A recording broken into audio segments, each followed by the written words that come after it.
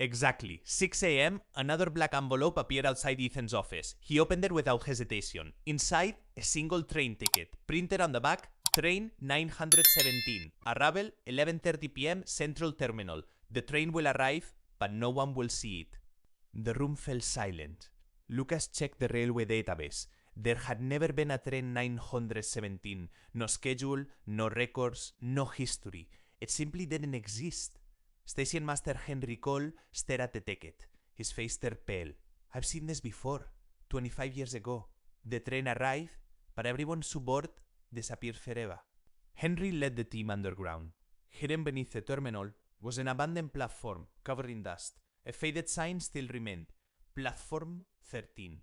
The tracks looked untouched, yet fresh footprints covered the ground. At the end of the platform, a massive railway clock hung on the wall. Its hands had stopped. 11:30 p.m. Henry whispered. It stopped the night the train disappeared. Inside an old ticket office, Maya discovered a dusty passenger register. Every passenger's name was crossed out, except one, Aaron Blake. Ethan froze. The missing detective's name was on the list. As Ethan walked along the rails, a whisper echoed through the tunnel.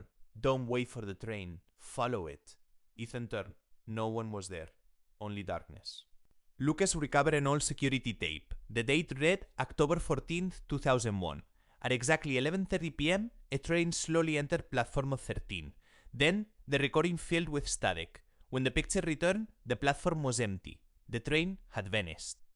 Maya paused the footage. Standing beside the train doors was the familiar figure, the man in the black coat, watching the passengers board, without moving, without speaking. As the team prepared to leave, another black envelope slid across the abandoned platform. Inside, only one sentence. The train returns tonight. Below it, 11:30 p.m. Platform 13. Ethan looked toward the dark tunnel. Somewhere in the distance, a train horn echoed. There were no active tracks. The clock slowly approached 11:30 p.m. Platform 13 was completely sealed. Police officers stood at every entrance. Snipers watched the tunnels. No train could possibly enter. The railway line had been abandoned for 25 years, yet everyone could hear something moving beneath the tracks. At exactly 11:29 p.m., every light inside the station went out. Emergency power failed. The CCTV screens turned black. Only the old station clock continued ticking. Then, a distant train horn echoed through the darkness. A bright headlight appeared inside the tunnel. The sound grew louder. An old silver train slowly emerged from the darkness. There was no driver, no destination sign. The train stopped silently. Its doors opened by themselves. Ethan stepped inside. Every seat looked empty. Dust covered the floor. But Maya noticed something strange. Fresh footprints appeared in the dust, as if invisible passengers had just walked through the train. Lucas searched beneath one of the seats. He found an old train ticket. The number printed on it was 307. On the back, someone had written, "Every journey begins where the last one ended." Ethan's expression turned serious. Maya opened an old passenger register inside the train. Every name had faded away, except one. Detective Aaron Blake. Next to his name, one word remained visible. Returned. Silence filled the carriage. A slow voice echoed through the empty train. "Tickets, please." Ethan turned. An old conductor stood at the end of the carriage. His face was hidden beneath a dark cap. When Ethan walked toward him, the conductor vanished, leaving behind a black envelope. Inside the envelope, only one sentence. "Do not let the train leave with a living passenger." Before Ethan could speak, the train doors slammed shut. The engine started without a driver. Outside, police officers watched in horror. The abandoned train slowly began moving. There was no electricity. No engine should have worked. Captain Ross shouted, "Ethan is still inside." The train disappeared into the tunnel. Inside the moving train, the destination display suddenly flickered to life. Instead of a station name, it showed only one message. Next stop, room 307. Ethan slowly looked out the window. The tunnel outside had disappeared. The train was traveling through complete darkness. The ghost train raced through complete darkness. Ethan looked outside. There were no railway tracks, no lights, no stations, only endless blackness. Maya checked her GPS. It showed nitrogen monoxide signal. The train wasn't anywhere on the map. Lucas counted every passenger seat. All were empty. Then one seat slowly folded down by itself. Another, then another, as if invisible passengers were quietly taking their places. Cold silence filled the carriage. The mysterious conductor appeared again. This time he held an old ticket punch. Without speaking, he punched Ethan's ticket. The ticket number changed. 307 became 308.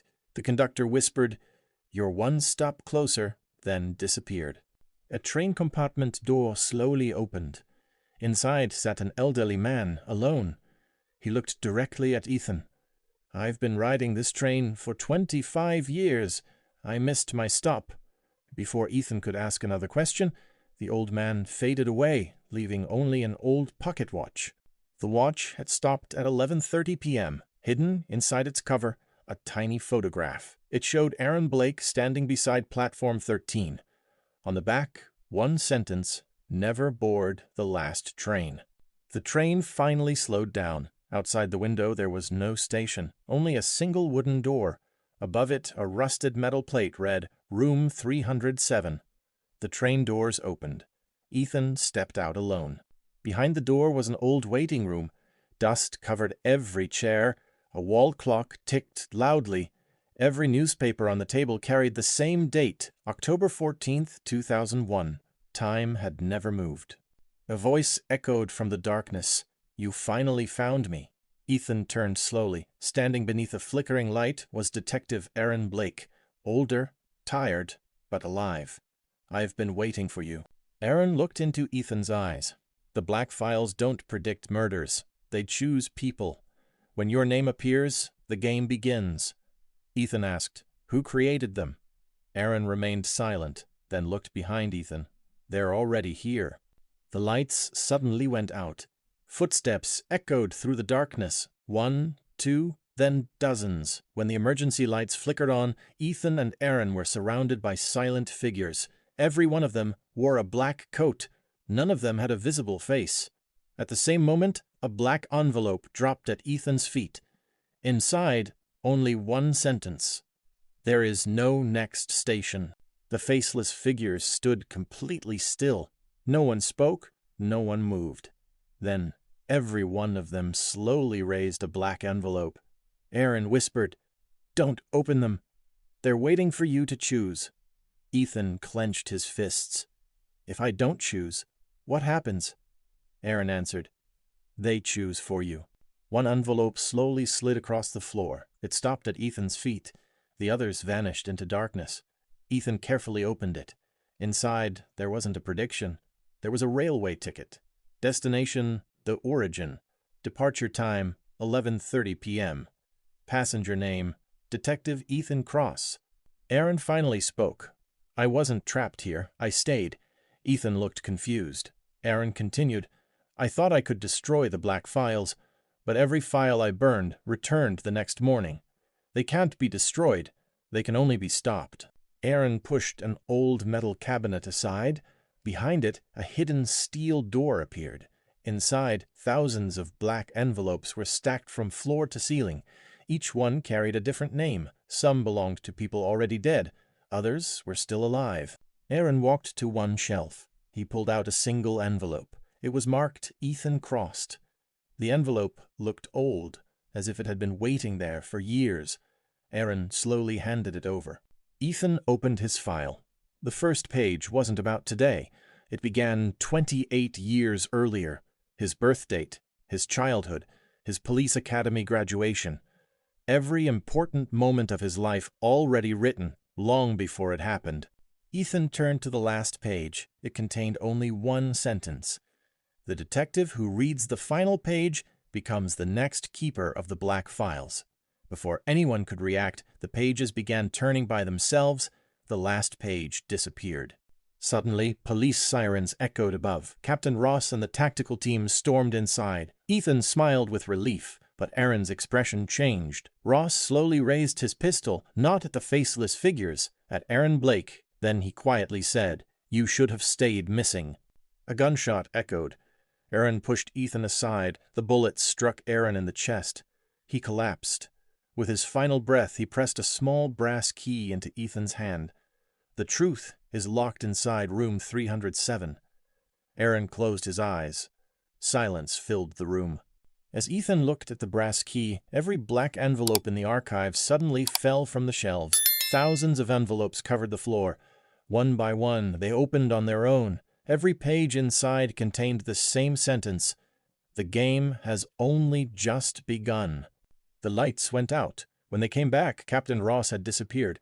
Only his police badge remained on the floor. The center of it, another black envelope. On the front was written,